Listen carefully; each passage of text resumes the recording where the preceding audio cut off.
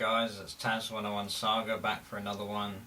I'm in a good mood today. This whole thing started actually because I went in army surplus a couple of years ago and there was a P37 web belt and I thought, £2, I've got to have that. So naturally had to get the rest, didn't I? So that's what I'm building next. I'm doing a early war, Second World War British commando. And actually I think the early war part of Second World War for this country is actually kind of ignored. You just sort of had Dunkirk and then don't hear much about the rest of it until a couple of years later. Just got the uniform left, the boots. I'm probably going to go with DMS boots actually because I need a new pair of black boots anyway and I can actually use them for work, so I'm going to go with those. I think also I may get the correct ammo boots later on, but Commando's actually used SB boots, which I don't think you can get in reproduction. I don't think that's even possible. Otherwise I would go with those, but DMS will have to do for now. But this is where we're at so far. Right, so this is what I generally call my, this is kind of my British shelf, as opposed to the helmets of the German and the Soviet stuff everywhere else. But oh, I've got too many things. I haven't got space for all this shit.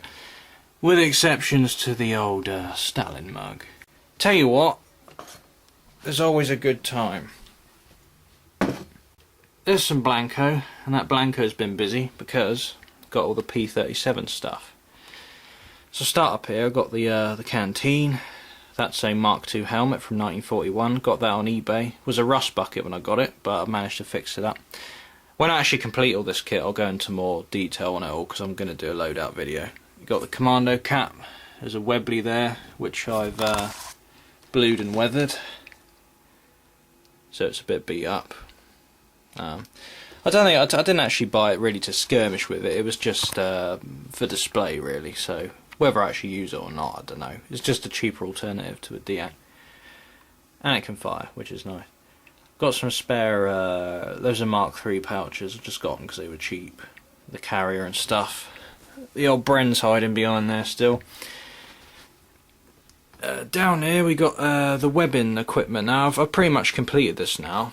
Got the BEF carrier down there, canteen carrier. Got the 2 universal ammo pouches which fill already, and I got a large pack. Now the large pack wasn't really one in combat, but I just wanted one, and this one's from 1943. It's unissued. The utility straps, cross straps, are issued, and got the rest of it underneath, which is all Blancoed myself, except those. Those have original Blanco, the ammo pouches, so tried to get the closest shade I could. Didn't come out too bad. Not going to Blanco that, I'm going to leave that. And there's about 6 million books I haven't got through yet. So that's all the British kit so far. Just waiting on the uniform, the boots and the gaiters really, and the insignia. Might get a Denison smock and all that kind of paraphernalia a bit later on. For about 2 years really I've slowly been building it all, and everything down there I pretty much got in the last 3 months. Just had a few bits prior to that. Look forward to getting it out there and using it. I'll be going for the standard wool uniform, 37 pattern. May look at the khaki drill stuff later on. Did actually consider doing Burma kit as well, but I've also got something else that I've really been looking forward to getting. So in order to complete Rule Britannia, I've also completed a quest which has been an ongoing for me for about, let me think, about 2016 I've been trying to get hold of something like this. And I'll explain why in just a moment. And I'm not really a fan of the Sten unless it's the Mark V, but that's later war, so that didn't really fit the impression I wanted to do. Although there's a nice gas blowback one that's just come out. Does look nice. Whether I'll ever get it, I don't know. I'm not too sure. I'm not really a Sten fan. But I did manage to get one of my favourite guns of all time, and I'm super thrilled with this. Right, here we go. Thompson. Now, which one might I have got, because they both ship in the same box? Obviously it was going to be the 1928 one then, because as far as I know, I think we did use the M1 later in the war. I've actually seen pictures of the SAS, apparently the SAS anyway, in Germany in 1945 using the M1, along with the M1 carbine as well. But for those that are unaware, before the Sten came in, the Thompson 1928 was very popular actually, and it continued to be popular throughout the war.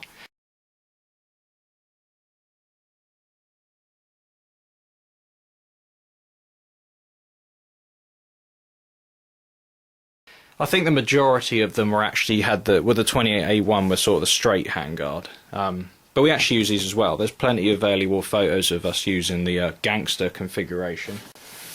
A lot of people don't know that actually, they just think it was the Sten, but actually that's not the case. So let's have a look at this puppy, shall we? I was really looking forward to getting this actually, because if anyone remembers, King Arms actually brought out a correct 1928 a long time ago. They had to discontinue it because I think Auto Ordnance got a little upset because it was fully trademarked and that, and they got sued. But Ares has stepped up to the challenge and done a version without trademarks, so they can get away with it. Although these are very rare and there's very few of them actually available anywhere really. They're hard to get in the UK, not many stores stock them, and they're premium price. The external appearance of this is not exactly how it'll be when you get it. I've already done some stuff to this to make it look more realistic, i.e. the metal and the wood has already been changed, the back sight has been changed, the cock and handle, as in how the cock and handle operates. So I've changed it all. This is normally an electric blowback. I disabled it. I'm not really a fan of that because it just puts stress on the pinion gear for no reason. But here we go. Let's see what we got then. Right, got a drum mag. I think that holds about 2,000 rounds. Very nice quality, nice proper steel and everything. Holds a lot of rounds anyway. There's a few in there. I think I filled it up. It's quite weighty when you've got it filled up. That's 50 rounds in reality. And I've also got these as well. These are the Snow Wolf 20 round box mags. They're actually a little bit longer than the real thing. Real thing actually stops about there. I've got 4 of these as well. These are high caps, unfortunately, because they don't make these in a mid cap fashion. Right, the stock. This is all real wood. It's solid wood as well. It's not plywood. The butt plate on that I've blued because black paint is gay. Right, and I've stained it a bit darker, and I've beat it up slightly and scuffed it up so it looks a bit warm because I don't like it looking too good. And this is the only Airsoft Thompson on the market that's actually got the correct system of attaching. I'll do a full review on this when I've actually used it. I'm just sort of skimming over bits here, but it is rear wired. You can see the connector in there, a small to meter, but it doesn't actually wire into the gun directly. It just has these 2 contact points. You can slide the stock on, then it's live, take it off, and the gun's basically inert. So I like that. You can actually just keep your battery in there. When you finish, take the stock off. Last but not least, of course, we have the actual Thompson, which is a little awkward to get to around this camera. Let's sod it. Right. There we go. There's everything. So, easy stuff. You just line it up, hold the button down, makes it easier. Give it a shove. We'll put the stick mag in for now. These mags are quite tight when you get them. I had to just take them in and out a lot, and they'll soon loosen up. The drums are a little bit loose, which is a tiny bit annoying, but the real ones are actually loose, at least on the ones I play with. Stick that to one side for a minute.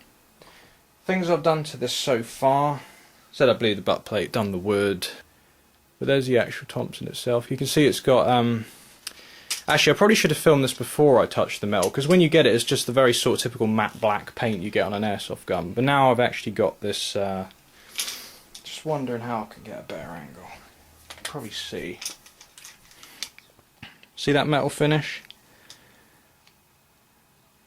It's actually got like a shine to it now, like the real Thompsons do. Depending on when they were made, I think that this is sort of meant to be kind of an early war or a pre-war model, because externally it's the same as the 1921. It's got the Lyman sight. Later they went to a stamped L sight, and then later it was the M1 model and the M1A1. So this is kind of an earlier one that would have had a slightly nicer finish. But yeah, I mean, it's a lovely looking piece, no doubt about it. Like I said, I disabled the blowback, and I modified the cocking handle so it can cock to simulate like the real one. Now in reality it would go back actually to about there, but due to the limitations on how it attaches, you can't actually make it go back any further without fucking up the whole back of the gun, so I left it. You got your hop-up dial there. The thing that's awesome about it though, actually, is for anyone who's a proper gun fan and knows all about the Tommies and that, will know that the airsoft models that King Arms makes, When I say this is a rare gun, what I actually mean is not the 1928 model Thompson itself is rare in Airsoft, because you can get them, but the reason this is special is it's actually got the correct parts. Normally, this cockanail is completely wrong and it's on the side. And normally the 1928 actually have an M1 receiver. The only bit they get right is actually the sight protectors there are like that, not the triangular ones like you get on the M1. But usually they have the wrong sight, the wrong stock, the wrong selector switches, which are actually correct on here. You got your safety there and your fire selector there. The cock and handle, of course, is the correct shape and in the correct place. And the furniture is actually correct. This is the only model on the market that actually has the correct looking bits. But the actual sight I have modified. That's black when you get it, but the real ones aren't. They're silver, so I silvered that up. So it looked right. I have a little shot with it with a drum in actually. Now the mag release on the Thompson's a bit funny. It's sort of, they generally done it like that. I'm doing it around the camera, so I'm making it look harder than it is, but the drum goes in straight up. The real one goes in from the side, but you have to have it straight up in this, otherwise you wouldn't be able to put the BB feed tube into the actual hop compartment. If it went sideways, there'd be no way to get it in, so it's just the way it has to be. Yeah, it's a lovely looking gun. Can't wait to use it. I have actually fired it. It shot about, I think it was 300 FPS, but I've got an upgraded spring. What I'm going to do first is mess around with the hop-up chamber and stuff, change a couple of bits. We'll see what the FPS is then and whether it needs a new spring or not. I've got one already just in case. I'm mighty happy with it so far. I mean, it's an absolutely beautiful piece. So yeah, I was mighty happy to get this. It was a long search. I spent ages looking for the King Arms model that was only made for a short amount of time until they were sued by Auto Ordnance. But like I said, so far this is the only one currently on the market that's actually got the correct sights, furniture, cock and handle, everything. All the others have pretty much got the Cymer and all that as well. They've just got all the wrong bits on. So anyone who's actually sort of started off by collecting deactivated weapons and has, you know, been into real firearms pretty much all their life, will instantly notice all the other models don't look right. So to finally have this come out, thanks Aries, is a godsend. But if you get one of these, it's definitely worth doing up the finish. Like, I altered the wood and the metal, and now I've got it looking absolutely lovely. I don't think the camera does it justice really, but the metal on it is absolutely beautiful. I still need to work on the mags to get them to sort of fit a little better. It is a little wobbly. It's not caused any feeding issues. I've tried it and it's absolutely fine. How much I'll use the drum, I don't know, because when you got it loaded up, it's pretty cumbersome. That's not a problem. Nice materials on this. There's nothing I'm worried on it about breaking. Literally nothing creaks or wobbles. It's the drum does obviously, but other than that, there's not a single bit of wobble anywhere. The only thing you hear is that sling swivel going. If you're a little guy though, I don't recommend a Thompson. It does have a very long length of pull actually. You feel like you're sort of doing that when you aim it compared to a lot of submachine guns. Well, that's that. I won't waffle too much because I have a full review actually coming out at some point. I've used it a bit, but it won't be yet because my British kit's not going to be very ideal for summer, so it'll be a little while until I use it probably. But if anyone's watching Airsoft manufacturers, please can you make a well rod? I'm actually pretty tired of waiting years and years for things I want to come out. So I'd love to have an Airsoft well rod. Please make it CO2. And please make the valve holes the size so in UK climate it will shoot under 350. That would be really nice. Anyway, yeah, sidetracking a bit. Thanks for watching, guys. I'll have a review out on all this stuff at some point. Have fun, and don't forget to rate, comment, subscribe, and feel free to ask any questions, blah blah blah, you know the drill. So that'll be me signing out. See you later.